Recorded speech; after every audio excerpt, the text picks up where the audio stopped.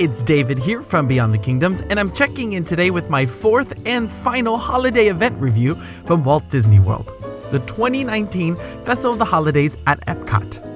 Of all the parks here in Florida, Epcot really takes things back to the original meaning of Christmas. It also shares cultural holiday traditions from around the world, and of course delivers some delicious food. And I must say that this year, the holiday kitchens did take a good step up.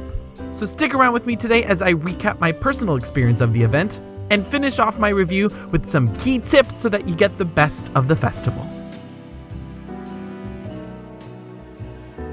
I was lucky enough to enjoy this festival over the course of 2 days with some family members, and we actually started our trip on day one with a visit to the American Gardens Theater to watch the Candlelight Processional. So we really did a half day first, focusing on the headliner show, and came back to Epcot on a second day to enjoy some more attractions and other offerings of the event. So I want to start by recapping my experience doing a dining package for Candlelight Processional. Now, I booked my package at Via Napoli back at the end of August, specifically when I realized I would be traveling to Epcot on the same day Neil Patrick Harris was narrating.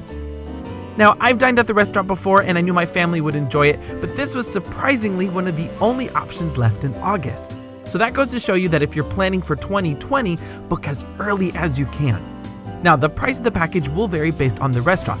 Via Napoli is actually one of the cheaper options at about $54 per adult. And for the record, that doesn't include tip. But no matter what restaurant you choose, you get an appetizer, entree, dessert, and one non-alcoholic beverage. Of course, the only exception is if you do a buffet. Now, if you're a Disney World veteran, you've probably already calculated that's a pretty good deal. I normally wouldn't go for a full 3-course meal, but had we paid this one out of pocket, we would have spent way more than $54. For no real extra cost, I had the peace of mind that I had a seat to the show. But this is when things got really interesting for me. And the angel said to her, "Do not be afraid, Mary, for you have found favor." Neil Patrick Harris is arguably the most popular celebrity narrator that we get here in Florida. Now, I made a dining reservation for 4:10 and got assigned the second performance of the show, which began at 6:45. So that's another thing to note. You can choose your meal time, obviously, but you don't get to choose your performance time. It's given to you. Now, we had a surprisingly long meal, and I arrived to the theater around 6:15, and I was shocked to see that the dining package line extended all the way to the Morocco Pavilion. Again, I was really relieved to have that peace of mind that I would at least get into the show. Now, almost immediately after getting in line, we started being let into the theater. And as you can see, I got a decent seat. But when I realized that more than 75% of the theater was filled with dining package guests, I thought, man, it would really suck to be in that standby line tonight. But despite all that, I still thoroughly enjoyed this show. Candlelight Processional is just so moving, beautifully told, and a simple joy to watch if you love classic hymns and songs that celebrate the season. I used to worry that since I'm not really a religious person, that I would find the show a little bit too serious or unrelatable. But I assure you that regardless of your faith, you will enjoy this show simply from the perspective that it's a great theatrical experience. I guess my main takeaway from this is that you really need to be flexible with your timing, whether you're doing a dining package or not. But generally speaking, the earlier the dining reservation, the earlier the show time you'll get assigned. But it's not uncommon to be assigned a performance time before your meal as well.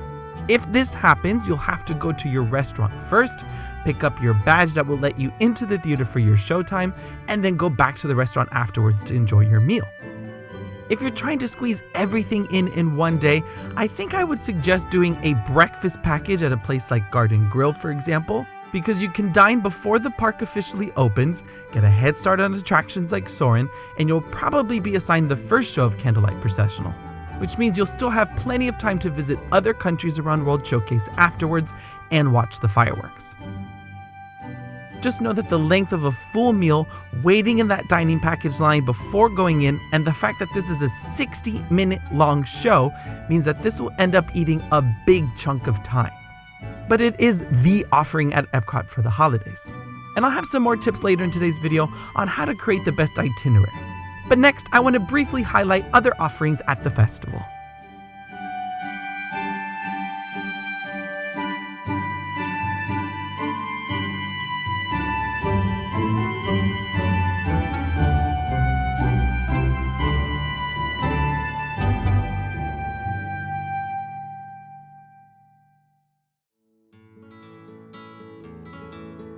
In comparison to other Epcot events, this one is very heavy on the entertainment, believe it or not. Aside from standard acts that we're used to like Mariachi Cobre, some countries offer multiple small-scale shows throughout the entire day. So in fact, places like Mexico alternate between the standard mariachi show and Las Posadas, sharing Mexican traditions for the Navidad.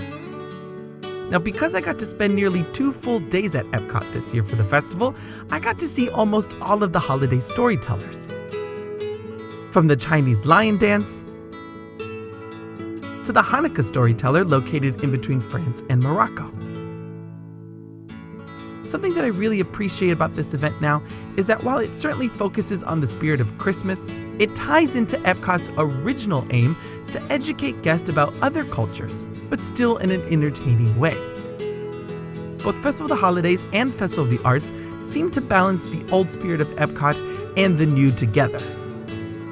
And while so much construction is going on in the park, it's really nice to just slow things down and appreciate these smaller details.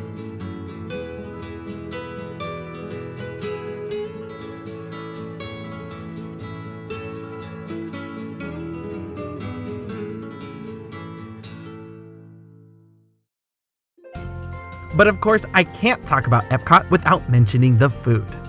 Now, last year, I said that out of all the festivals in the year at Epcot, this is the weakest when it comes to the culinary offerings.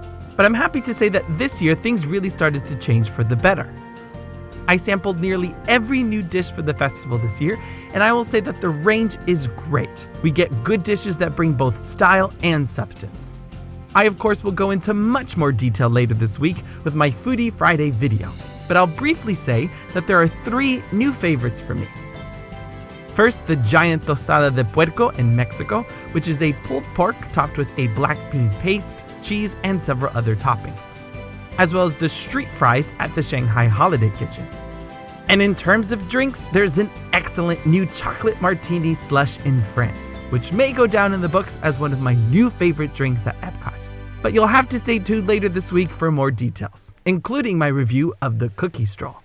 So to wrap this review up, I'm going to leave you today with 5 key tips to know when visiting Festival of the Holidays this year.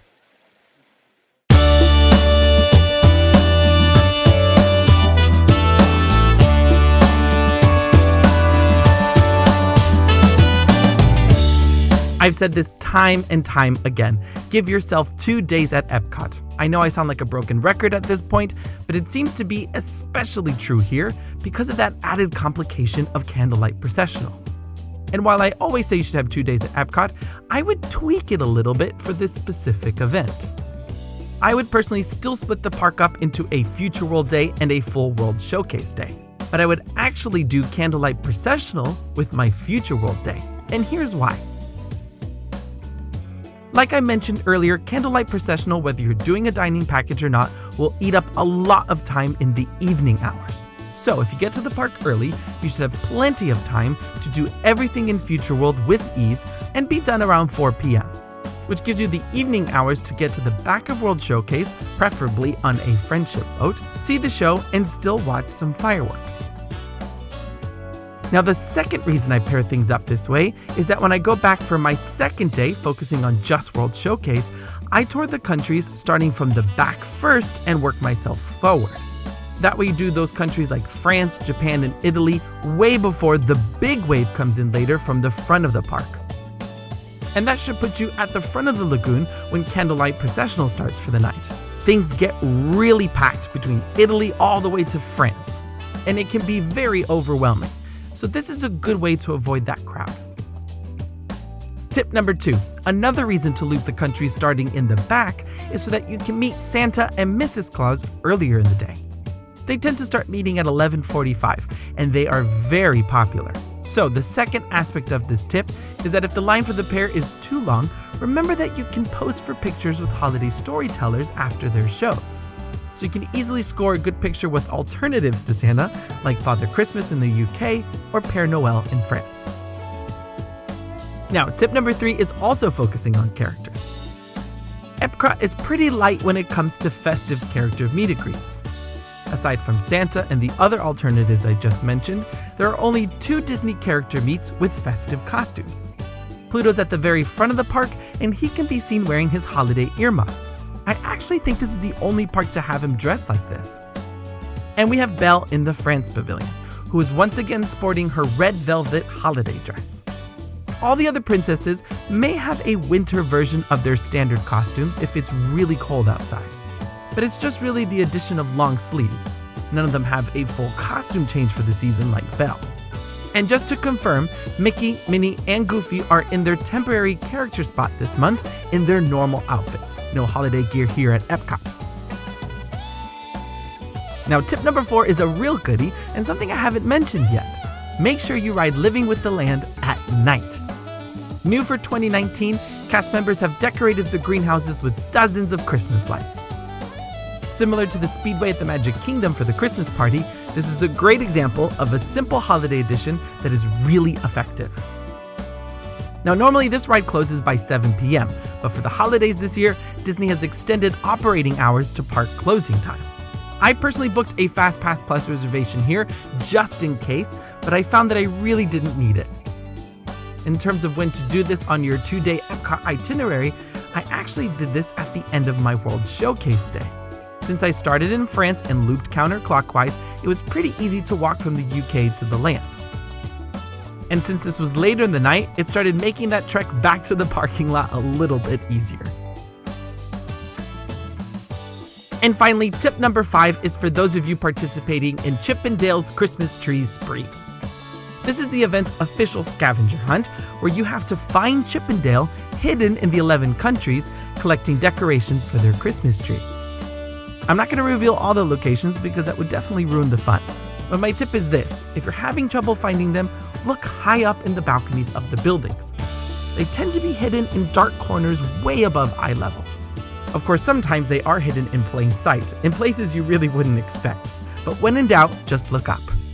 This year's prize is a special cardboard ornament, and you get to choose one of 3 options. I, of course, went for the Chip 'n Dale version, which seems to be the most popular. Maps can be purchased almost anywhere holiday merch is sold, from the 2 stores at the front of the park to Mouse Gear, to the merchandise stalls in between Future World and World Showcase, and even the market started around the lagoon. But your prize can only be redeemed at Port of Entry or Disney Traders, which are those 2 stores at the front of the lagoon, or World Traveler. That's that tiny shop by the International Gateway entrance to the park, right where the Skyliner station is located.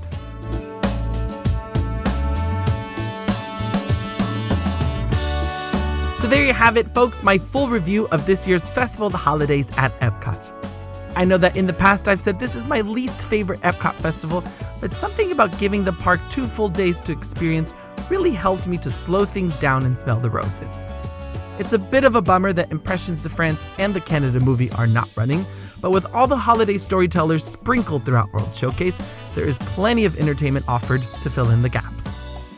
Stay tuned later this week, like I said, for my Foodie Friday video and my special Sunday main show this week, which will take us outside the world of Disney and into the wizarding world of Harry Potter, specifically for the holidays. I'm so excited to share this one. But until next time, thank you so much for watching, and remember, if you can dream it, you can do it.